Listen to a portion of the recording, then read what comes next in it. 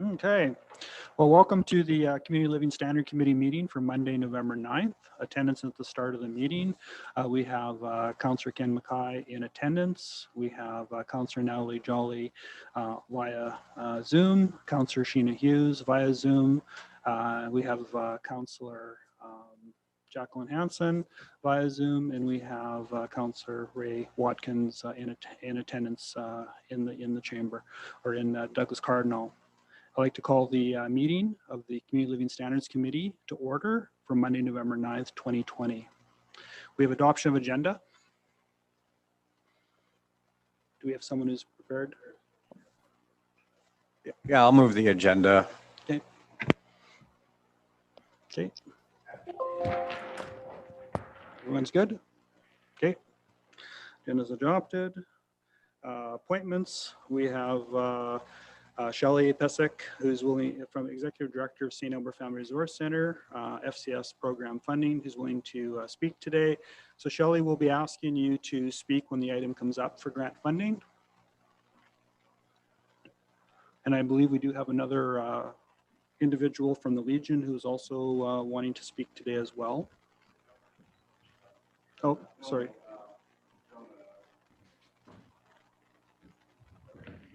Yeah, okay.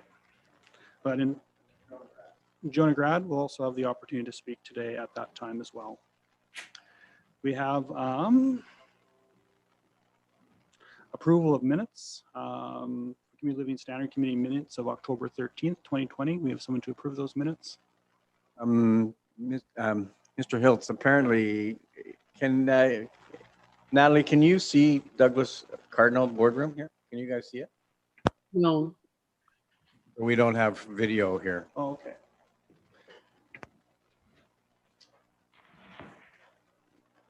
Just checking on what's going on here. Sorry, I just got a chat that we can't see us here. Carrie, I'll move to accept the minutes of October 13th. Thank you, Councillor Jolly. So minutes, approval of the minutes. Everyone's in favor? Okay, looks good.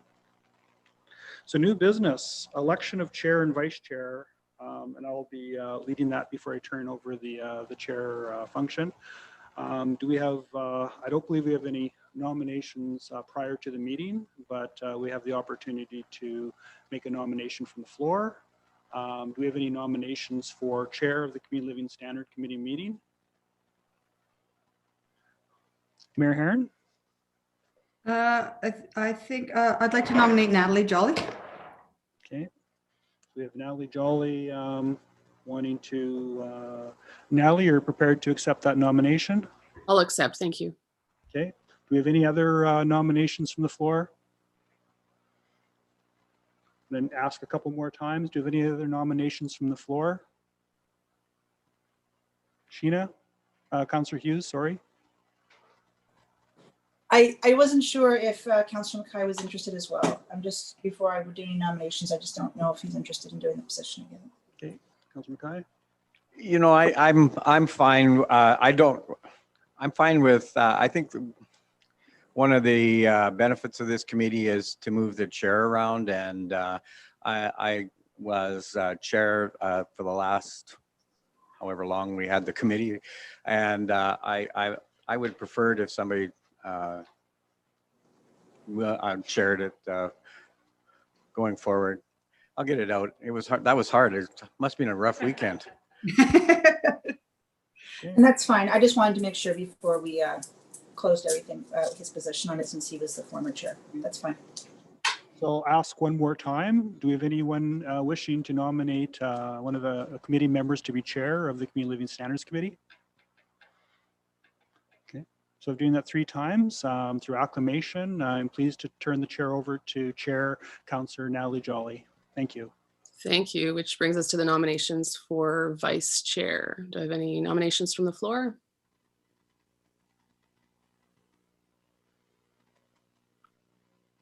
Go ahead, Councillor Hughes. I nominate Ken Mackay. Councillor Mackay, do you accept? Yeah, let's create a position of past chair. Yeah, I'll accept for sure. It's it's a rigorous task, so I'll do it. All right, I'll call one more time. Mayor Heron or Councillor Mackay, any other nominations? Going once, going twice. Councillor Mackay is acclaimed as vice chair, which brings us to, I guess we're skipping back to appointments. And I understand Tracy would like to go first for this. Is that right? Okay. That is correct. So we've got Tracy with the presentation of the community satisfaction survey. There you are. Welcome. I'll leave it to you. Certainly. Good morning, folks. Thank you so much for letting me jump on the agenda. It's a packed day, given that we're doing sessions for you tonight. So I am going to move ahead and just try to share my screen. We'll see if that works today. It doesn't want to work today, of course. Let me get back to where we are. Sorry, guys. There it is. Let's give this a crack here. Where did it go?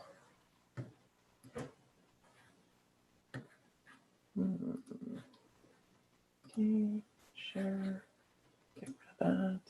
There we go. Let's go ahead and get started. So very excited today, people, to be presenting your community engagement for 2020. So normally this would have been the survey that we usually conduct on your behalf, but given the situation with COVID-19 and with a number of other things happening in the community, we decided really to progress with a bit of an abridged project this year, which I'll go through and share those details with you. So this year we conducted a bit of a shorter survey, focused just on some of those key performance indicators that we measure on your behalf, looking at specifically at budget this year, as well as doing a bit of a check-in with the community in terms of just overall concerns or level of impact of COVID-19. So again, our objectives this year, we did assess quality of life for the city of St. Albert. We did look into perceptions on property taxes and financial planning. We did assess some top priorities for the city, as well as doing a bit of a dive on the COVID-19 and impacts that your residents are feeling in the city of St. Albert specifically. So our general public survey, which again is random and representative, those are the results I'm presenting today. We did have a total of 424 completed the interviews based on, again, us reaching out by telephone, as well as using a bit of social media to get those younger populations. So we did weight the data in terms of gender and age to ensure that it was representative and comparable to previous data that we've collected. Our margin of error this year is 4.7%, 19 times out of 20. In addition to that, though, we did also provide an open link, which again, we all know is more of a public engagement tool. This was advertised on the city website as well as in the newspaper, just to allow others to provide that feedback. So I know that you have those results. They are comparable in many ways to the information I'm presenting today, but with the smaller survey size, we just decided to move forward with the general population results today. So we have compared these results where we can with the 2019 information, just to give you a bit of a sense in terms of change or benchmark.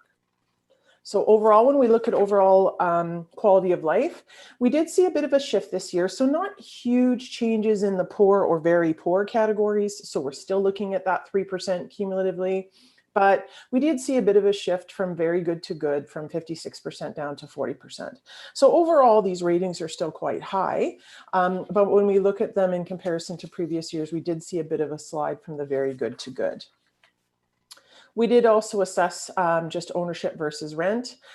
We did see a bit of a boost in the ownership this year as compared to rent, but we did see also a number of individuals that were living with someone who owns, so in a more of a roommate situation this year in our respondent base, but just to keep that in mind as we're looking.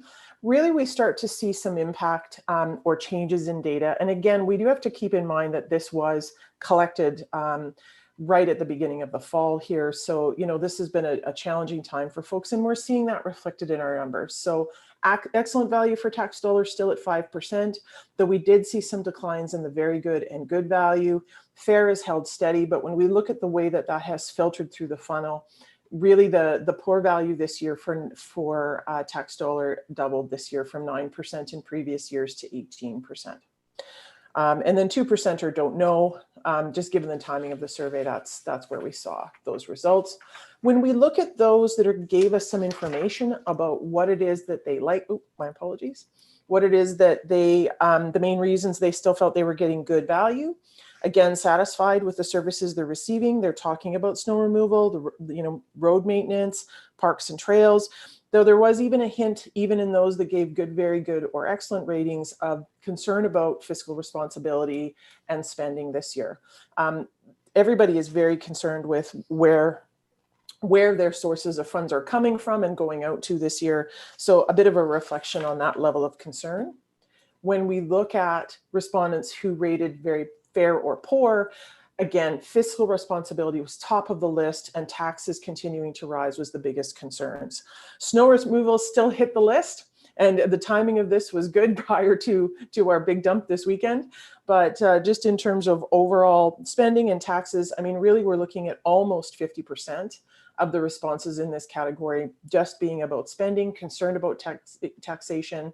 And again, when we look even lower in the list, you add up the taxes are high in comparison to services, as well as high compared to other cities. So I think, your residents have thrown out the challenge to you in terms of taxation. And this was, of course, prior to publishing the budget information in the Gazette that went out last week. So do keep that in mind. When we look at support for various tax strategies, an inflationary tax to maintain the current level of service was actually declined to 44% this year, almost solely being put into the tax decreasing to reduce the level of service at 20%. And when we look at the it depends category, a lot of that was circling around. It depends on when things return to normal. It depends on, how often rec centers are going to be used, when those limitations on attendance for certain things is going to change. So the it depends category this year was all over the mark. So you'll see that these results, again, are very atypical in 2020 compared to all of the many years that we've collected this information on your behalf. When we look at, again, percentage of tax increase that they would be willing to accept, 39% were at the 0% mark, 3% just slightly above that, with, I mean, really the vast bulk, or almost 80% of your responses being no more than 2 to 3% in terms of a tax increase, with that 0 at 39%.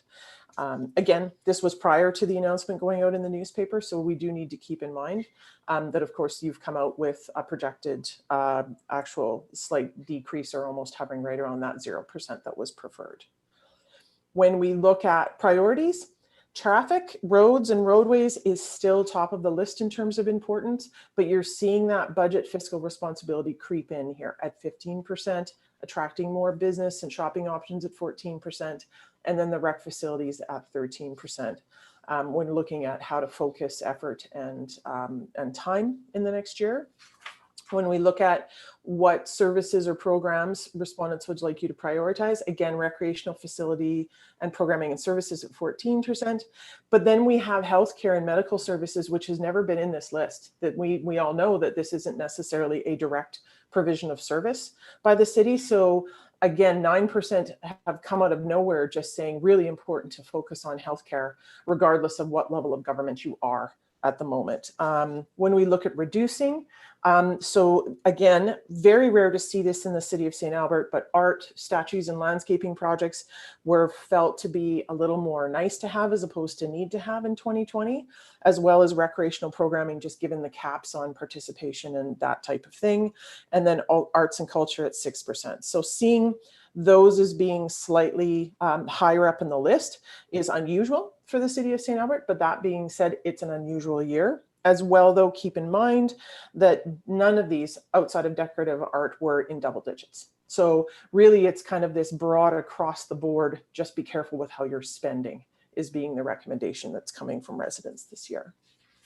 When we look at the overall impact, so here we're into our COVID-19 questions specifically. When we look at our overall impact, 43% are giving you a 4 or 5 rating out of 5 in terms of the impact their household has experienced, 30% at 3, and really only a quarter giving you a rating of 1 or 2. So there has been some significant impact in the community. When we look at how that impact has materialized, being isolated from family and friends, limited social interaction is being mentioned by a third of your respondents.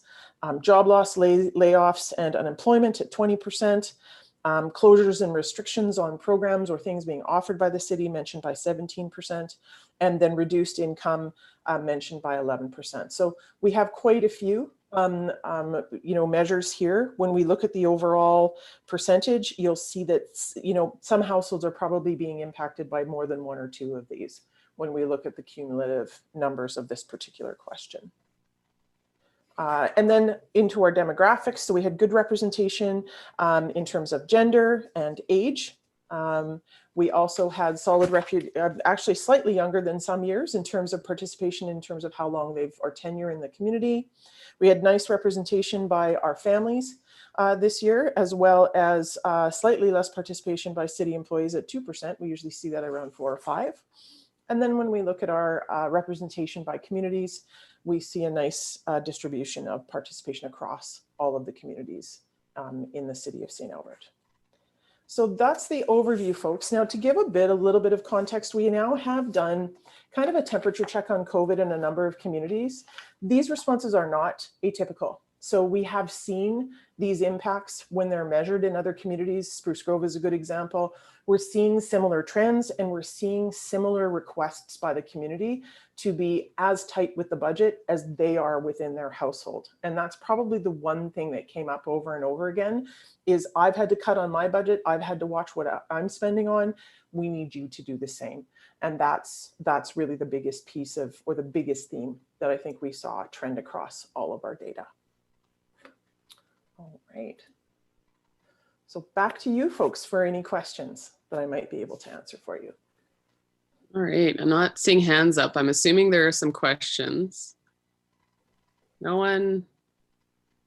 Go ahead, Councillor Mackay. Sorry, I'm trying to figure out which mic to unmute. Tracy, in relation to the last slide in the neighborhoods, so a lot of that, I mean, I guess when you reach out to individuals, I mean, they choose whether they want to participate or not. Is that correct? So was this the survey that was done through just landlines, or was just the actual where residents could engage on their own through other social media? So both those opportunities were presented, Councillor Mackay. This was the one that is anchored by the phone. So we do have good representation in terms of landline, but we do also augment it now using some targeted social media from a geographic distribution. We just weren't getting good representation from those younger age groups. Cell phones are still difficult to access in the city of St. Albert in a reliable way. So we actually did augment this data collection using some very targeted social media on this particular set of results. In addition to that, we also have the wide open link that goes out to everybody. So you'll see that there is definitely a different age skew on that wide open link. This one is meant to really target and provide that representative sample by age, gender, and geographic as much as we possibly can. Thank you. Councillor Hanson, go ahead. Thank you. Hi, Tracy. Thanks for the presentation. I kind of wanted to go back to the program prioritization where healthcare and medical services came up to second on the list at 9%. Yes. And it's not really truly in our jurisdiction, as you say. They're just asking. I don't know. I'm not sure what they're. My question to you is: did you ask them about this, or was this just came out in some other things that the city needs to be careful about? Yeah, so this was actually an open end. Okay.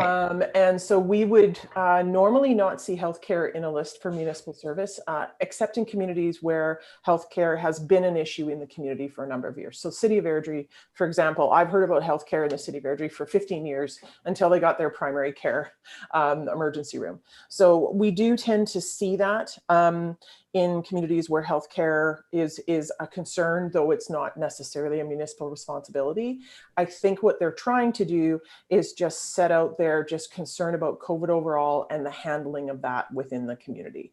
So I do think there's an acknowledgement that it's not a municipal service, but I do think that's a concern. So it's how can the city contribute and assist with that healthcare level of service. That being said, at 9%, there are probably some people that may misunderstand the city's role in terms of that. Outside of a mask bylaw or other restrictions, that might be where that confusion is coming from.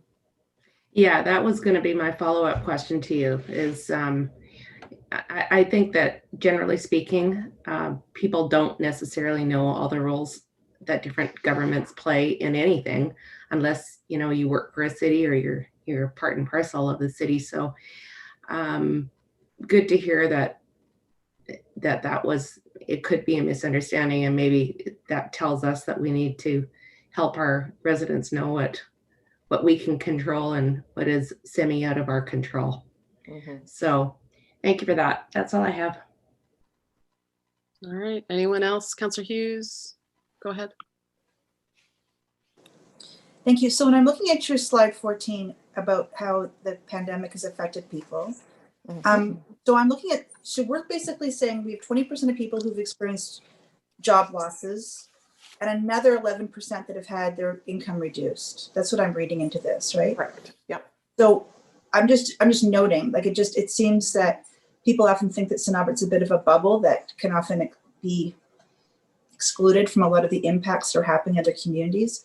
But it looks to me like 1 in 3 people almost have faced either an income reduction or a complete job loss, and that the bubble has broken in St. Albert as far as the economic impacts of the pandemic. I think I would phrase it as being 1 in 3 households, not 1 in 3 people, because this was a household-based question. So I think, you know, there could be 2 incomes in a household, but one of those individuals could have experienced one or both. So I do think we need to be careful how we generalize, but it's correct. It is about 1 in 3 households have experienced either a loss or an income reduction. Yeah. And that would be, from your experience from other surveys, is that pretty representative of what other communities have been saying as well?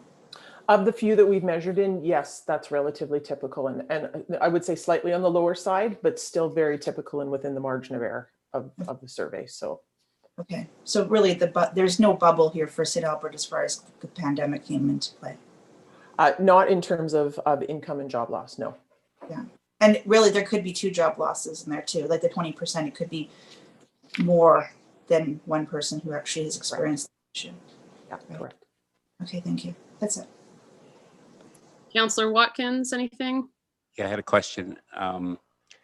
You said that the statistics this year were very atypical of statistics that you've collected over all the previous years that you've collected it for the city. And is it just too simple a summation to say that that's 100% related to COVID and the stress and negativity people have faced from COVID? Or is there some other reason? I wish I knew the answer to that question. I do think that I've seen this trend occur once before prior to COVID, and it was in Fort McMurray when Fort McMurray was hit by the wildfire and there was a significant impact on infrastructure, or when there's a downturn in the economy that would have impacted Fort Mac as well. So of all of the years I've measured, I have not seen a set of results as heavily impacted in any of my communities as I'm seeing it this year, outside of quote unquote natural disasters that occur in a community. So yes, I've never seen a trend like this before in all of the years that I've been working. So I would love to say that it's not 100% COVID related, but it's pretty strongly causally related there. Without me doing a whole bunch of specific diving, I would say that yes, that's where your primary impact is coming from. Then a general summation of people's attitudes towards spending and taxation was basically a 0% increase in tax and just watch the spending and watch the discretionary spending. Yeah, Is that a general summation? I think that would be a good summation of the results. It's like, look at every single thing that you can this year, even more so than we have every other year. Right, which I think Kevin and staff have done a really good job of looking at already. Okay, thank you very much. Those are my questions, Madam Chair. All right, anyone else? Mayor Herron, you're good? Okay, I have nothing, Tracy, so thank you so much. That was Thanks, good meeting, guys. and I guess see you tonight. Yes, see you tonight. Thanks, everybody. Thank you. So Shelley, thank you for your patience. You are our next appointment, so go ahead. Good morning. Thanks for allowing me to come on and speak to you all. I think that, given that the times that we're in with how COVID-19 has impacted every individual in our community, outside our community, and in the world, I just thought it would be proper for us to come and say to you guys, thank you. Thank you for the support for the Community Services Advisory Committee, putting forward our application for funding. Like everybody, we've seen an increase in the services that are being requested from us. And quite frankly, if we didn't have the support of this grant and other grants, we wouldn't be able to do what we need to do. So the money that we're going to save because of the outside agency grant is going to allow us to put more money into programming. And we are seeing the families that are coming in. We're seeing an increase in the difficulties that they're experiencing. I mean, some of this is due to COVID. Some of this was pre-existing and it's just being exacerbated by COVID-19 with the sense of isolation, the loss of income, the uncertainty that everybody lives with in our daily lives now. So thank you again for the money. It's helping us to put more resources towards strengthening the well-being and the resiliency of our community members, which is really, really what we want to do. So again, thank you on behalf of St. Albert Family Resource Center for allowing me to speak today, and just to say thank you. Thank you. That was an easy appointment. The work you're doing in the community is great. So Thank you. any questions of Shelley before we let her go? No? Councillor Watkins, you're good? I'm going to assume yes. Okay, well, thank you so much, Shelley. Thank you. And Bye, Shelley. Thanks for doing that. our You're next welcome. appointment is Jonah, is that right? Let's see if she can get her camera on. She's on mute right now. Oh, there we are. Welcome. Hi. All right. So I want to thank you for giving me a few minutes to speak to you today. And I want to start by echoing Shelley's words of appreciation, because we are so appreciative of all the support that we've gotten from the City of St. Albert over the years. And it has really made the organization into what it is today. But saying that, 220's changed our world, and seniors have been particularly affected. They are at a higher risk for COVID-19 complications and have had to take more precautions than others. And they're already a population that experiences a lot of major life events like failing health, loss of a loved one, depleting finances, loss of their driver's license, or a need for change in housing, which can lead to isolation and crisis. And we certainly know isolation is a big factor for all of us at this point. So saying that, we are the ones that they turn to when these things happen.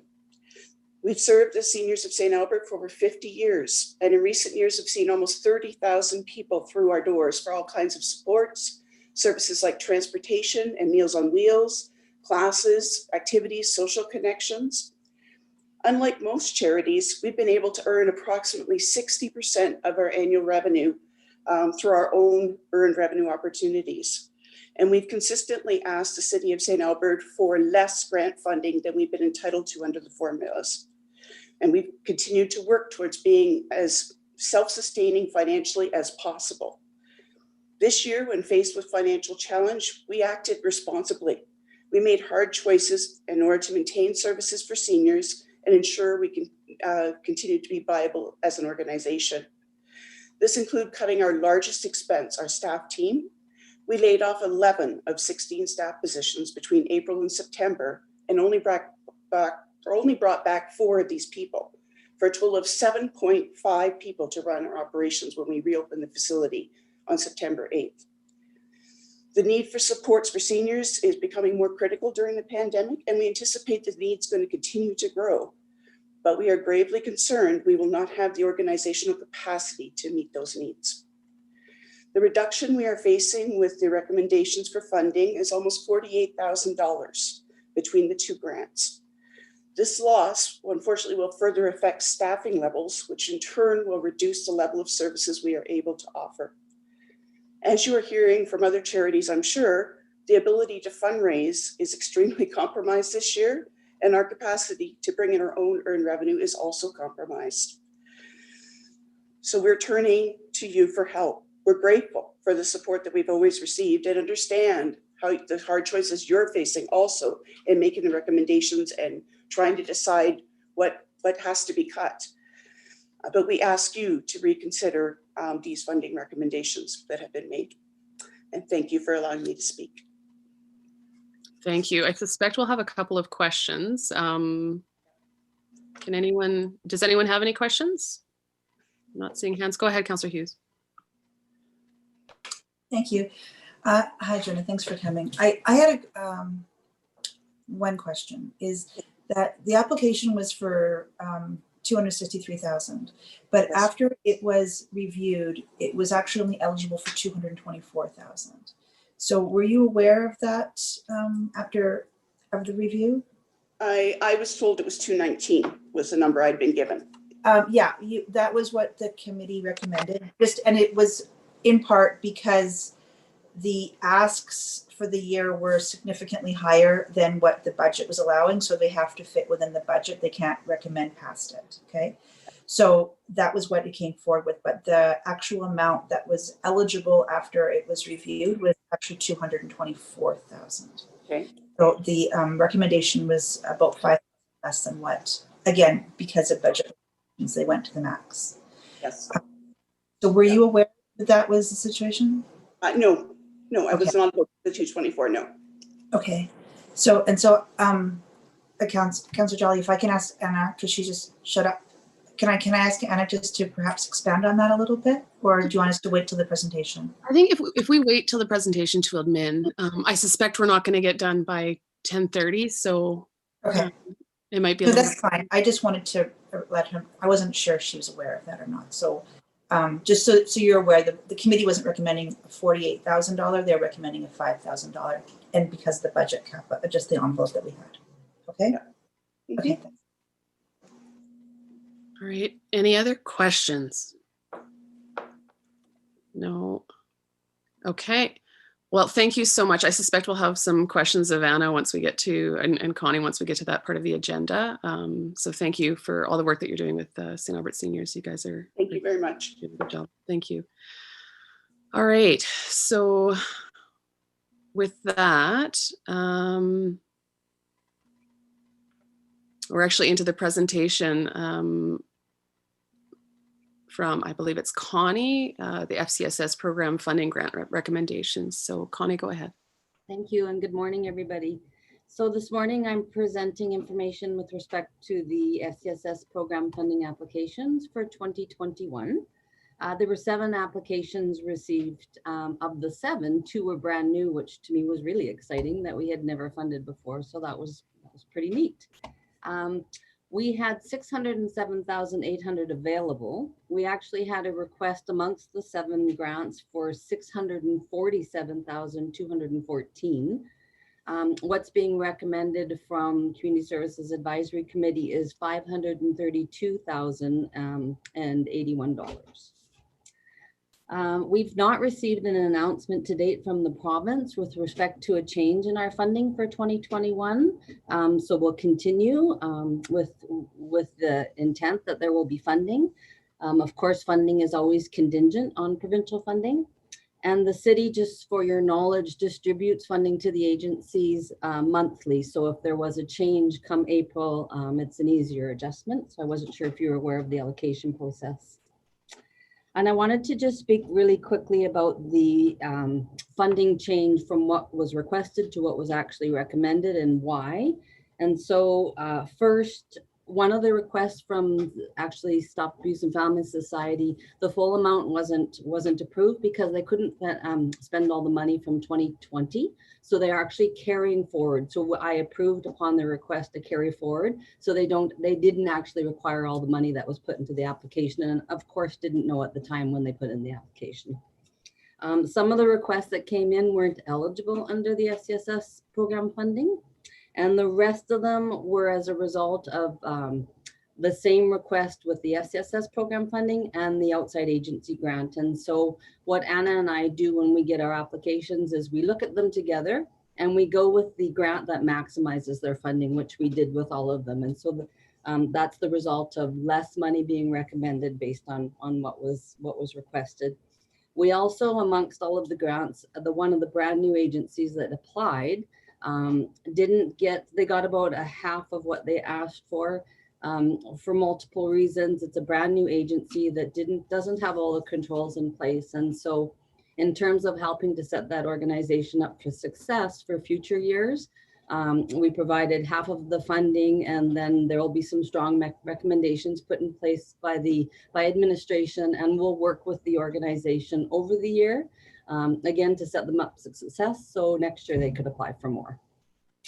And I think that's all I have. So any questions, I'd be happy to answer. Thank you. And Connie, just to clarify, that last organization that was out loud? Yes. Okay, thank you. Go ahead, Councillor Mackay. Thank you, Madam Chair.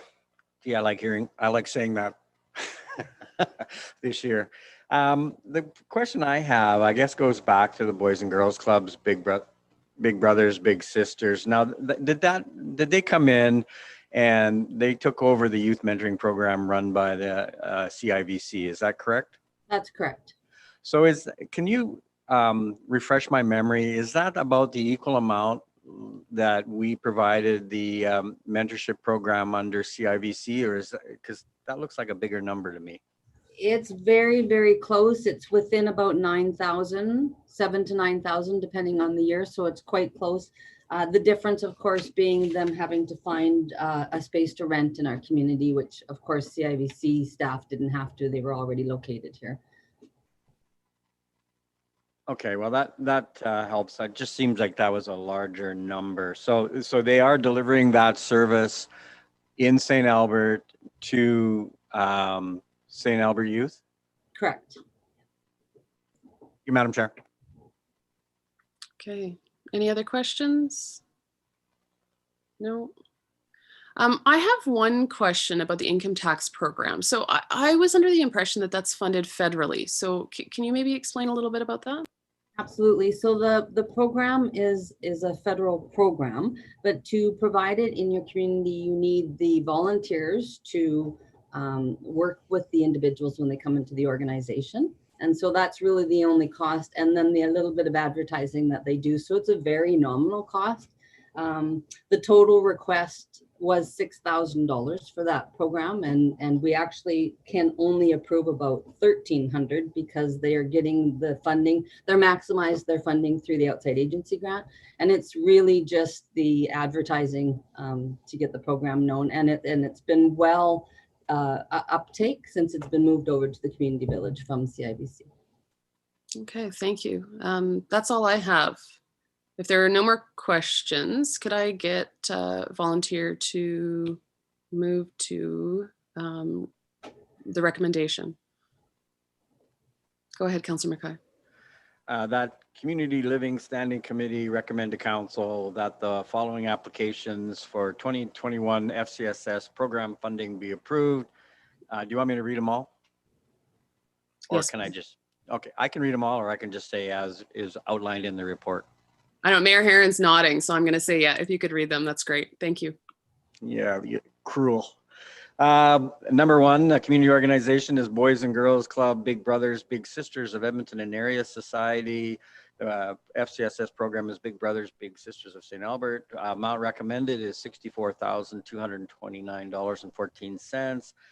St. Albert Stop Abuse and Family Society for the FCSS program of youth counseling, safe education, youth counseling is $41,000 recommended. Safe education is $19,000 recommended.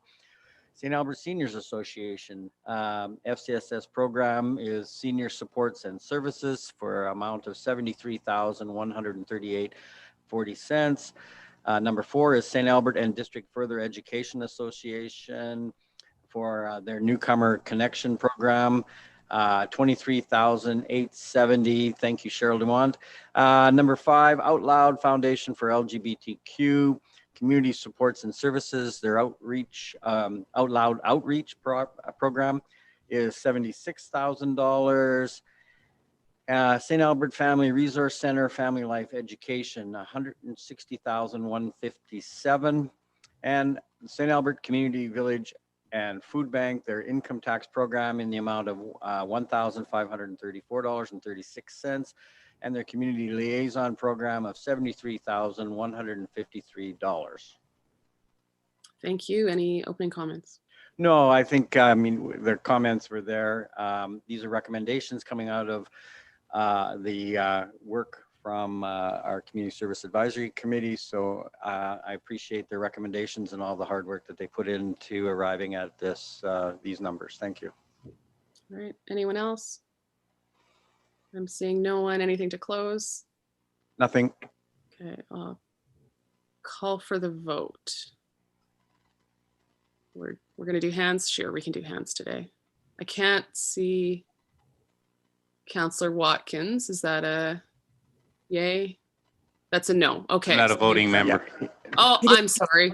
Thank you for reminding me. We've got unanimous. Which brings us to our next presentation, the outside agencies. Go ahead. Hi, good morning, everyone. Just a quick presentation as far as the outside agencies. We had 10 organizations apply.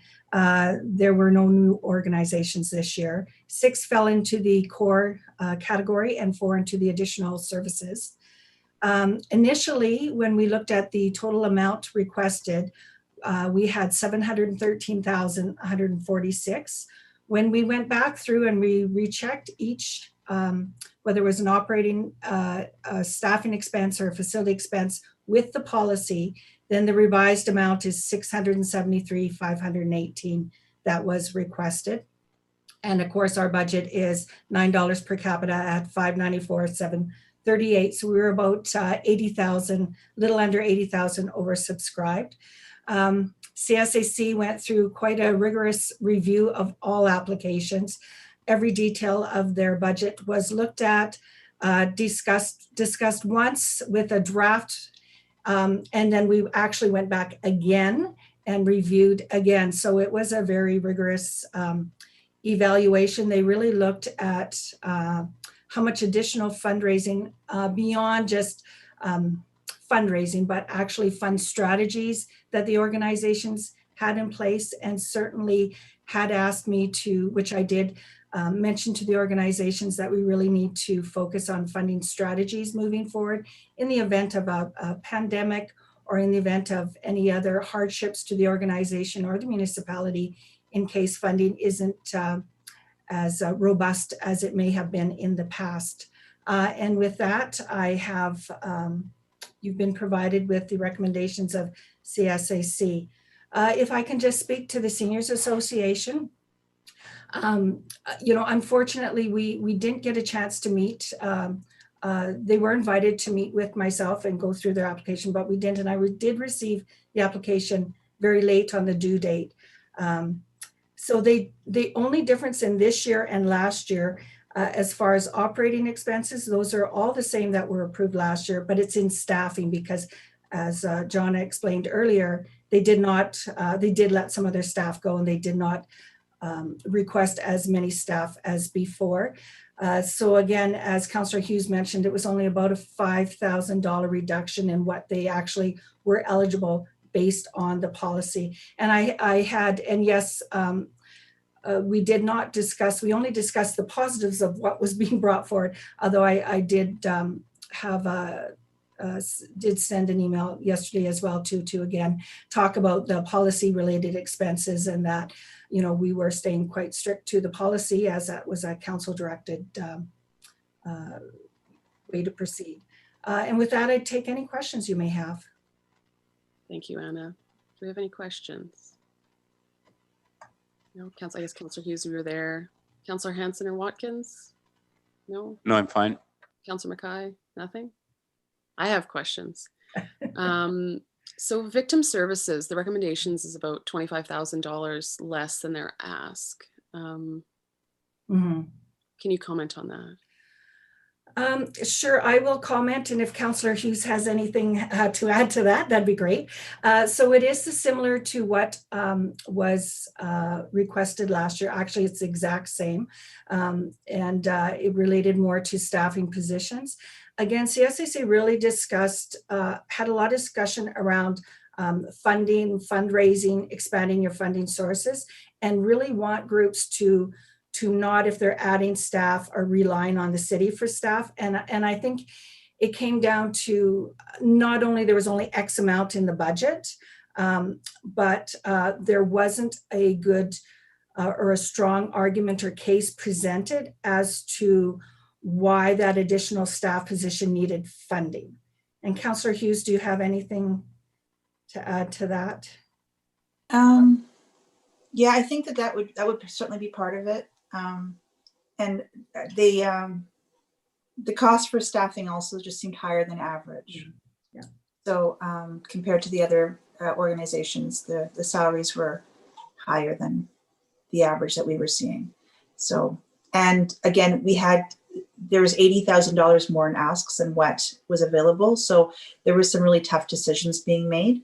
So that was, every penny was allocated out, but that also meant that some people were not going to get, the majority did not get their ask. And we're getting similar to what they got last year as the best case, because there's $80,000 more in asks. So one of the not strategies, but how we handled the situation was the community village got their full ask, which was, $20,000 more almost than what the other ones, than the previous year. And so and SAFE got their full ask as well, which again was an increase. So because of, we're almost looking almost $25,000 more in increased asks from one organization, a total of $80,000 more, there has to be some kind of give and take. And so the recommendation was to give what they got last year. And based on what both Anna has said, and just looking at the average salary costs as to what was coming in. So that was the rationale behind it. And I mean, it was a really tough meeting for the committee. Yeah, Try to figure out how you're going to say no to a lot of organizations when you really didn't want to. Yeah, so, thank you. Yeah.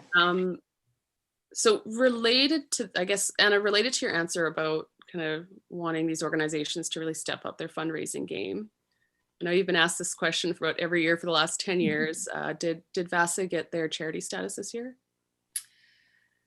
That was not a question that was asked to the organization. I have not heard that they have received it. Okay. I'm believing that they have not received it, because I think we would have been told that, but it was not a question that was asked of the group. They did, what happened was the committee were to forward questions to me prior to the meeting, and then I would send them out to groups, any questions that they had. And then we had a written response provided at the time of the meeting. Okay. So it wasn't asked, yeah. Thank you. And I know in past years, CSAC has listed these these programs or organizations in order of priority. Was that done this year? No, we did not go through that facilitation exercise, no. Okay. They did have a priority ranking sheet that to use as they went through reviewing the applications to help them determine who might receive higher priority, but we did not go through the ranking star sheet that we have done in the past. Yeah. Thank you. Councillor Hanson, I saw your hand jump up there. Yeah, it was actually just in relation to victim services. I'm just hearkening back on the conversation that council had with them, and I thought that they were trying to maintain some IT support, and I'm not really seeing that in the report. So I'm just wondering if they talked about websites and things like that as part of their grant application. Yes, thank you, Councillor. They did not apply for any IT support in their application. Okay, that's all I had. Thank you so much. Councillor McKay, did I see your hand go up? No, yeah, it didn't. The questions that I had were asked. I guess a general question, if I can, Ms. Ryder. I mean, this being the year of the pandemic and real hardship, as we've heard numerous times, whether through council business or through our task force, was there any additional questions put forward into the application process around the impact of the pandemic on our agencies or nonprofits, or was that pretty much kept as a standard application?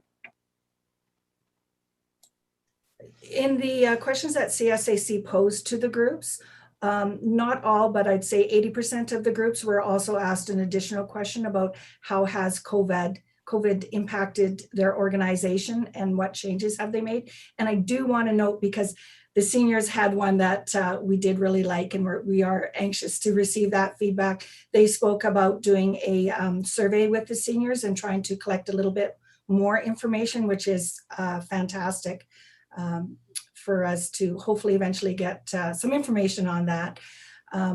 But again, it was just part of the additional questions that may have been asked. Thank you. And I'm not seeing anyone else. I have one last question. So I know they didn't apply for it this year, but I understand the elder abuse program with SAFE is eligible through outside agencies or funding to support the staff person for that program. So I guess, was there any sense from, this might be to Councillor Hughes, was there any sense that there was, and I know you have a motion to deal with that kind of separately from the grant program, but you know, in times of watching our budget really closely, was there any sense that that would hit higher priority than some of the other applications? So you're wondering if we discussed the elder abuse program? Is that what? Well, or any sense that kind of elder abuse kind of in COVID times was higher priority than other things? I don't know if that was touched on at all. You know, we only discussed what was in the applications. I did disclose to the committee that I had a motion coming forward that was specifically to address additional counseling and the keeping the elder abuse program going past for from April to December of next year. And the committee was very supportive of that. So there was nobody who had any concerns with that, and they recognized it and they were like, that's good. And so I wanted to make sure that they knew that before they discussed the funding as well, so that they could make a decision whether or not they wanted full funding based on what I had from my motion, which may or may not pass. And they were fully supportive of giving whatever support that was necessary to help SAFE do their programs, because they understand the importance of what's happening and the extra pressures on families as a result of COVID. So, but they did not specifically discuss the elder abuse program or the merit of it because it was not in the application. So the impression I just got is that SAFE just didn't apply for it, right? And so, and it was after the fact. So we do have that. If they were to do that, we'd have even more issues and more stress on the remaining applications, because if we did say we're going to give them 25,000, now we have to lose another 25,000 across the board somewhere from other organizations. So one of the concerns that we have is that if we do this, there's going to be even more winners and losers in an area where really more resources are necessary, as opposed to saying that we're going to reallocate it at a further expense to other organizations, which are also struggling right now. But they did know about the motion. They did know it was for elder abuse, and they were supportive of that. But they were also grateful that they did not have to cut additional funding within this particular program to make that happen. Thank you. On that note, Councillor McKay, go ahead. Yeah, if you don't mind, just follow-up question to Anna Royer, and I'm sorry, in relation to elder abuse, does the St. Albert Seniors Association offer a program on elder abuse? I don't feel I can answer that one because I'm not sure. I know there's senior supports.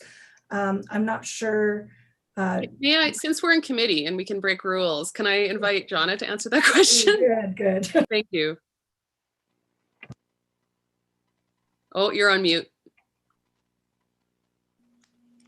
Okay, we certainly provide safety planning or if someone walks in crisis, but we don't duplicate what's already in the community. So we would connect with the elder abuse section with SAFE, and the person would get support with that, or our 2 social workers would work together to make sure the person got the support they needed. Thank you. All right. So I'm going to go to Councillor Hughes next. Almost all of us are in a meeting in about 3 minutes. Do we just want to push through another 5-10 minutes to get this done and then go to our next meeting? I'm seeing yes. Yes. Okay. So Councillor Hughes, go ahead. Hit the wrong button. Okay, there we go, both buttons. I will be brief because I realize we have a time crunch. The positions that you're keeping right now, are you keeping, Jonah, I'm looking at you, are we keeping the social worker programs right now? Or, because you know, the community supports, out of the 7.5 that you currently have, are Yes. those being kept? Yes, so we do still have our social worker that we will keep, and that's funded through FCSS. So we're doing that. We're also revamping what we're doing because we're seeing more of that sort of need than some of the other needs. So I've been pressed into service as a former social worker into doing some of the group facilitation and pieces that we want to do to support seniors. And are you seeing, so you're seeing the demand for this being increasing then, is that correct? It is, and it's changed. It's different than what it was before. It's not necessarily in crisis, but it's people that are just not feeling, they're struggling emotionally. They're struggling with the impact and needing that kind of a support. Okay. So I'll just remind the committee, this is the recommendations of what came out of the committee, the previous committee, but council always has the option if they want to increase the budget past that. But the committee at our level could not go past that level of recommendations. So yeah. So just letting you know, that's what they had. And I said, if council wants to do more, they can do more, but it'll be council's prerogative and their budget to determine whether or not they want to do more or not. So I think that's it. Thanks. Jonah, there's no such thing as a former social worker. You're always a social worker. So we've actually got till 11 o'clock, so no rush on this. Any more questions about outside agencies or comments? Councillor Hanson and Watkins, you won't be entering into debate. Any comments going into it? No, I have no questions. Okay, Mayor Herron, go ahead. I'm just letting you know that when you're ready, I can move the motion.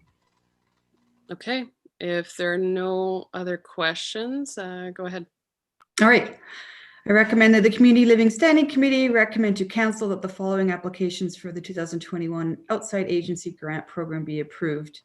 Number 1, the St. Albert Bereavement Fellowship for $7,668. St. Albert Housing Society for $44,650.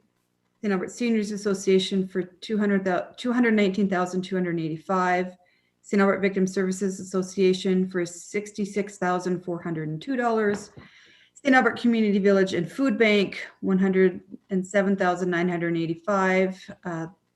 Stop Abuse in Families for $42,800.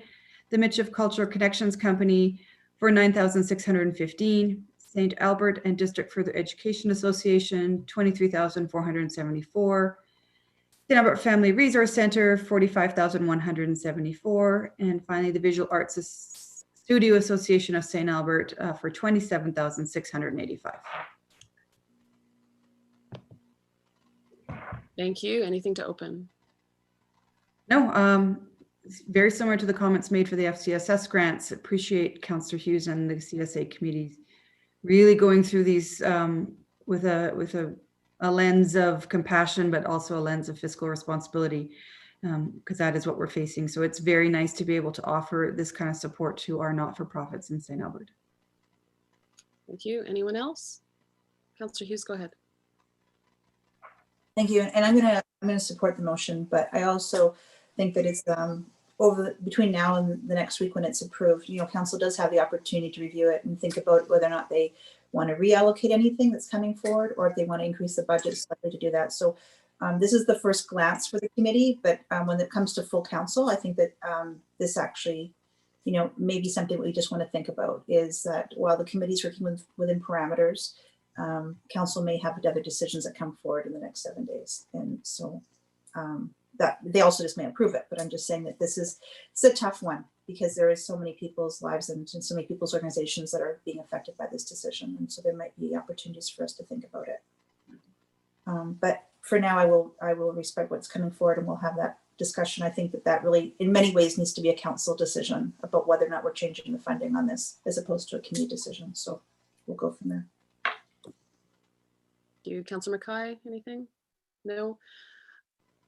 I would echo Councillor Hughes's comments about the next week. Today, I'm supporting this, but I feel very uneasy about the funding for victim services.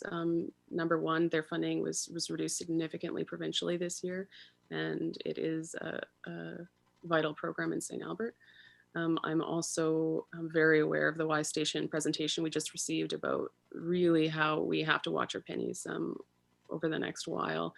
And, you know, when reflecting on Councillor Hughes' upcoming motion about SAFE's elder abuse program, I absolutely want to support that program, but it might be best to support it under this existing grant program, even though they didn't go through the process. I mean, there's a difference between a policy and a bylaw.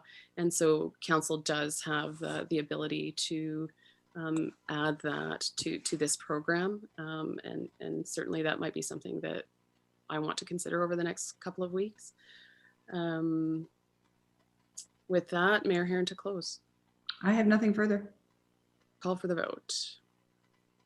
That's unanimous, and that's it. Unless I've missed anything, everyone can yell at me if I've missed something. No, this meeting is adjourned. We'll see you guys in 25 minutes. From mantle of power, eh?